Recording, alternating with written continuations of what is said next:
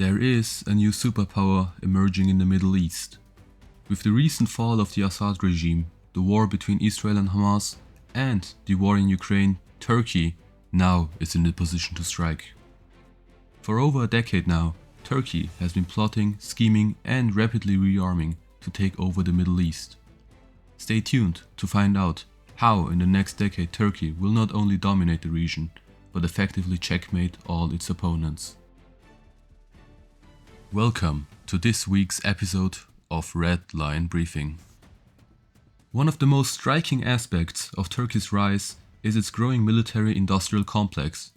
Over the last 2 decades, Turkey has aggressively pursued defense self-sufficiency, significantly reducing its reliance on Western arms imports. Today, Turkish companies are at the forefront of military innovation. The Bayraktar 2B2 drone is its prime example. Cheap, reliable, and highly effective, it has outperformed much more expensive Western systems in recent conflicts. It played a decisive role in Azerbaijan's victory over Armenia in the 2020 Nagorno-Karabakh war, helped Ukraine destroy Russian armored columns in the early months of the invasion, and has been exported to over 30 countries including Poland, Qatar, and Ethiopia. Turkish arms exports have surged by 69% in the last 5 years, making Turkey the world's 11th largest arms exporter. Beyond drones, Turkey has developed its own Altay main battle tank and the TFX Khan 5th generation fighter jet, which closely resembles the American F-22 Raptor and has already had its first flight in early 2024. Within NATO, Turkey maintains one of the largest and most combat-ready armies. With 481,000 active personnel, it remains only second to the US in NATO.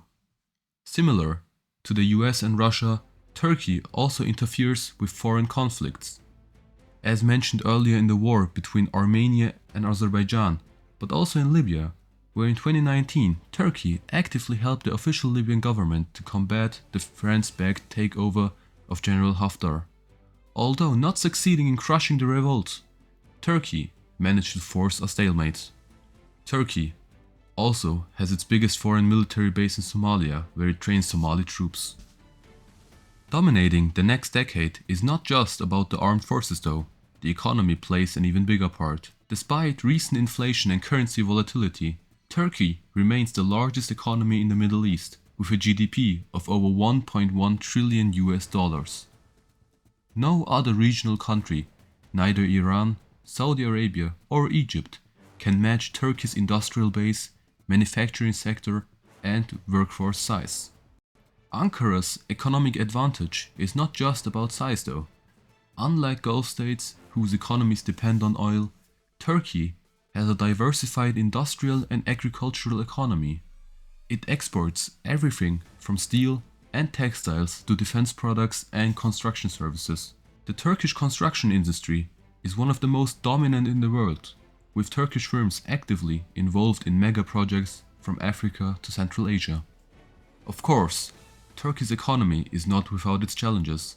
High inflation, which now stands at 42% in 2025, and a weak lira have put immense pressure on Turkish society and economic power.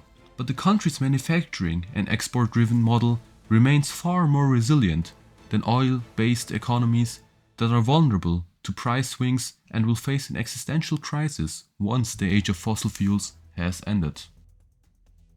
We tend to ignore the importance of geographic position. Rome couldn't have dominated the Mediterranean for over 1,000 years if it didn't have the best position an aspiring empire could hope for. Anatolia, or commonly referred to as Asia Minor, has been the cradle of civilization with evidence of settlements from over 12,000 years ago. Many empires have risen and fallen out of Asia Minor. With the defeat of the Byzantines at the Battle of Manzikert in 1066, Turks began flooding Anatolia and have been there since. Straddling Europe and Asia, it has historically been a gatekeeper of global trade and military power. Today, Turkey still controls 2 strategic waterways, including the Bosporus, the only passage between the Black Sea and the Mediterranean, giving Turkey leverage over Russia, Ukraine, and NATO's naval axis, and the Euphrates and Tigris River. Turkey holds upstream control over Iraq and Syria's most critical water sources. For example, 60% of Iraq's fresh water comes from these two rivers. If Iraq and Syria were to lose its constant stream of drinkable water, collapse is imminent, which gives Ankara an enormous leverage over its neighbors to the south. Turkey has weaponized these geographical advantages, particularly against northern Iraq's Kurdistan region. While its Kurdistan regional government, the KRG, enjoys a degree of autonomy from Baghdad, it is completely dependent on Turkey for its oil exports. In 2022, over 90% of northern Iraq's oil exports flowed through Turkey's Ceyhan port, giving Turkey an unprecedented amount of influence over the region's economy. If Turkey wanted to pursue northern Iraq into submission, it wouldn't need military action. It could simply shut down the pipeline or cut off water supply. The economic and infrastructural control makes Turkey the de facto power broker in the northern Iraq, whether Erbil likes it or not. The Israel-Gaza war severely weakened Iran's most important proxy groups, Hamas and Hezbollah.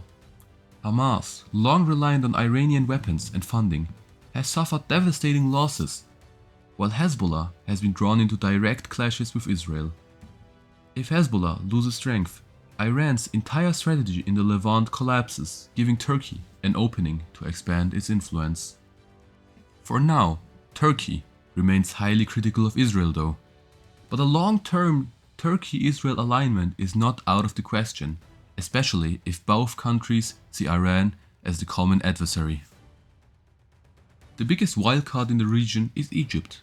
With a population of over 110 million people, Egypt should be a major rival to Turkey, but it faces an existential crisis: water scarcity. The construction of Ethiopia's Grand Renaissance Dam has reduced the flow of the Nile River, Egypt's primary freshwater source. Experts predict that by 2040, Egypt will be in a state of extreme water stress. This could lead to the potential collapse of Egypt as we know it. For Turkey, Egypt's collapse presents both an opportunity and a threat. If Egypt weakens, Turkey could expand its influence in North Africa. However, if millions of Egyptian refugees flee, Turkey, already burdened with 4 million Syrian refugees, could face an even greater instability. Turkey is not just rising, it is positioning itself to dominate the Middle East, North Africa and parts of Central Asia in the coming decades. Its combination of military power, economic leverage and strategic geography makes it one of the most influential states in the region. However, challenges remain. Economic volatility, potential refugee crises, and diplomatic friction with major powers could slow down Turkey's ascent. But if Ankara plays its cards right, it could become the undisputed regional hegemon by mid-century. This is Redline Briefing. Thank you for watching. Don't forget to subscribe.